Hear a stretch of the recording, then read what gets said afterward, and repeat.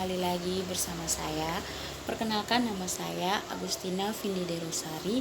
Saya mahasiswa semester 7 dari jurusan Sosiologi Fakultas Ilmu Sosial dan Ilmu Politik Universitas Nusa Cendana Kupang. Baik, pada video parodi yang keempat ini saya menampilkan parodi dengan judul Demokrasi, Keinginan, Disforia, dan Politik Tubuh. Parodi ini merupakan tugas dari mata kuliah Perencanaan dan Kebijakan Sosial. Baik, tanpa mempanjangkan waktu, silakan menyaksikan parodi singkat saya. Di malam minggu orang tidak siap, orang pun dengan tugas deh. Di om itu sama saya itu dia kayak nikah ada orang sesi nikah buat dia bisa malam minggu ini kan hanya di rumah kerja tugas ini, jadi biar dah kalau dia mau datang kalau ini biar malah malam minggu sendiri di rumah kita pilih.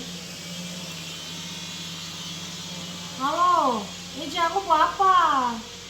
Ini pemalas les sendiri di rumah nih. Sendiri Jo, malam minggu baru. Ke situ engkau ya? Oke deh, dah. ini tugas ini kumpul hari Senin kelasnya tugas banyak nih. Namanya juga anak kuliah nih, kalau mau kerja pun nanti masa depan bagaimana? HP bunyi.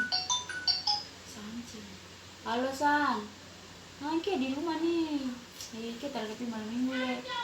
Kita kerja tugas. Datang kok kalau mau datang. Oke, kita tunggu sini rumah. Tuh. Masuk. Vindi, mana baik, mana gua apa? Mana baik, yang negara buat tugas nikah. Buat tugas apa? Malam minggu buat tugas Joni. Engkau buat apa nih? Tugas nih. Tugas nikah. Apa nih? Tugas tentang demokrasi, keinginan. Apa tuh keinginan, disforia dan politik tubuh tuh? Oh, ini tugas TK ini buku dengan dia penjudulnya Keinginan, Disforia, dan Politik Tubuh yang ditulis oleh Daniel De Miller. Jadi begini kita tuliskan ya. Queer demokrasi atau demokrasi tadi itu, keinginan, disforia, dan itu melakukan penyelidikan interdisipliner selama berabad-abad. Metafora lama masyarakat sebagai tubuh dari perwujudan tujuan konstruktif untuk menata kembali politik dan masyarakat. Menurut Daniel Miller berpendapat bahwa metafora ini secara konsisten mengungkapkan keinginan untuk tatanan sosial dan politik yang didasarkan pada normatif imajiner tubuh sosial, bentuk atau morfologi.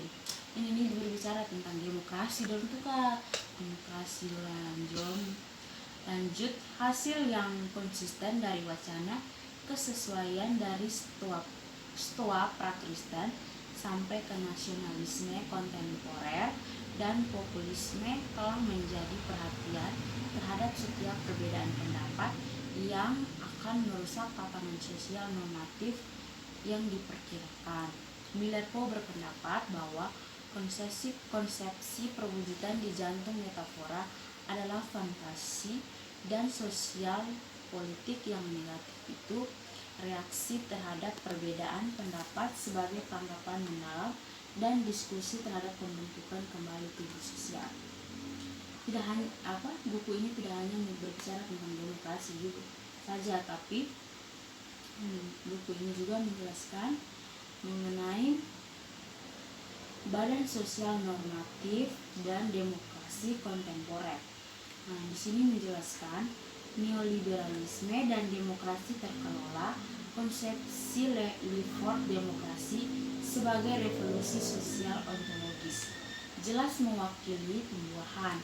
Meskipun demikian, dia tidak naif tentang prospek demokrasi. Sebaliknya, ia mendalilkan hubungan antara demokrasi terstruktur di sekitar tempat kekuasaan kosong dan totalitarianisme. Totalitarianisme demokrasi terus dan selalu mengintai di depan sebagai bahaya yang tak terlihat. Jadi dalam ketidakpastian struktur sosial yang demokratis, kita melihat perkembangan fantasi people as one awalnya dari identitas substansial untuk tubuh sosial yang menyatu dengannya dan untuk mewujudkan kekuatan untuk negara yang bebas dari perpecahan. Dipahami dalam istilah prosedural atau kelembagaan yang begitu jelas, demokrasi tunduk pada transformasi lebih yang dimiliki Sheldon Wolin diperiksa di bawah rubrik totalitarisme terbalik yang tidak diturunkan dan totalitarisme klasik. Jadi begitu. Buku ini menjelaskan tentang Dia menjelaskannya tentang apa? Maksudnya demokrasi apa begitu? Ini dia menjelaskan tentang demokrasi, bentuk demokrasi di negara dan demokrasi kontemporer, macam kita baca tadi itu kan. Begitu itu demokrasi untuk mengatur tatanan sosial masyarakat. Begitu. Jadi ada lagi dengan neoliberalisme. Neoliberalisme adalah ideologi totalitarianisme terbalik, sedangkan menurut Wolin demokrasi adalah efek dari analisis neoliberalisasi. Diskusi tentang proses yang mendukung demokrasi terkelola untuk menyempurnakan. Pendapat Brown didiskusi secara konkret dan praktis.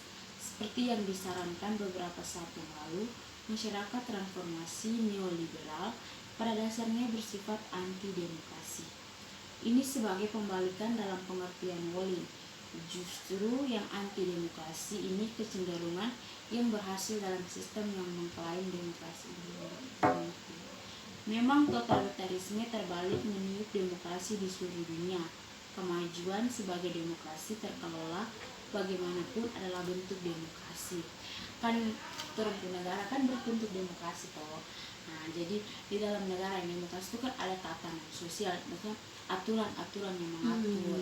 Jadi masyarakat begitu ya. Jadi kalau macam tatanan sosial atau jadi kalau misalnya sekarang ini kan orang dalam keadaan pandemi itu, jadi orang itu diatur oleh pemerintah orang seperti itu. Contohnya seperti pakai masker begitu ya. Harus pakai hand sanitizer gitu. Gitu. Terus di buku ini juga dia tidak hanya berbicara tentang itu, tapi dia berbicara juga tentang pemerintahan dan badan normatif sosial neoliberal. Morfologi struktur sosial totalitarisme terbalik sebagai politik rasionalitas neoliberal ekspresi yang mengganggu logika disposisi sosial sebagai tubuh sebagaimana adanya. Jelas dalam kontraks yang ditarik oleh Wolin antara totaliter terbalik dan klasik. Dia meringkas totalitarisme klasik dengan cara yang sesuai dengan teori Levert. Ini adalah upaya untuk mewujudkan konsepsi ideologi yang diidealkan tentang masyarakat sebagai keseluruhan yang tertata secara sistematis, di mana bagian-bagian yang direncanakan, bahkan secara paksa jika perlu dikoordinasi untuk mendukung dan memajukan tujuan-tujuan tersebut. Dalam mengatur kontras antara klasik dan totalitarisme terbalik, maka Wolin menghadirkan totalitarisme terbalik sebagai sebuah metafora sosial atau sebagai tubuh sosial dan anggapannya tentang sosial morfologi normatif. Dia mulai dengan konsep rasional politik. Dengan kata lain, rasional politik yang berkuasa menghasilkan subjek politik, termasuk mereka yang memerintah seperti yang disarankan Wolin. Pemimpin bukanlah arsitek sistem, tetapi ia adalah produknya. Begitu macam itu. Pemerintah tuh memang dorang tuh yang membuat, tetapi dorang juga sebagai produk untuk orang masyarakat mengikutinya. Begitu. Begitu. Jadi begitu. Demokrasi di dalam itu seperti itu demokrasi. Ada juga dengan tradisi kontrak sosial. Teori kontrak sosial klasik oleh Thomas Hobbes, John Locke, dan Jean-Jacques Rousseau menawarkan studi yang menarik tentang keterkaitan sosial sebagai tubuh dalam perkembangan. Dalam kesinambungan sejarah yang mencolok, teori politik masing-masing secara eksplisit menarik metafora politik tubuh pada saat yang sama, bagaimana daya tarik mereka untuk metafora mengambil nada khas modern. Sudah. John Locke, Hobbes dan Rousseau juga memberi penjelasan bahwa semuanya menemukan konstitusi asal dari asal badan sosial di pintu masuk individu ke dalam kontrak sosial. Sebuah konsepsi yang tidak dapat dipahami dalam kerangka normatif susunan Kristen, di mana orang Kristen, orang Eropa dipahami sebagai anggota de facto dari badan sosial.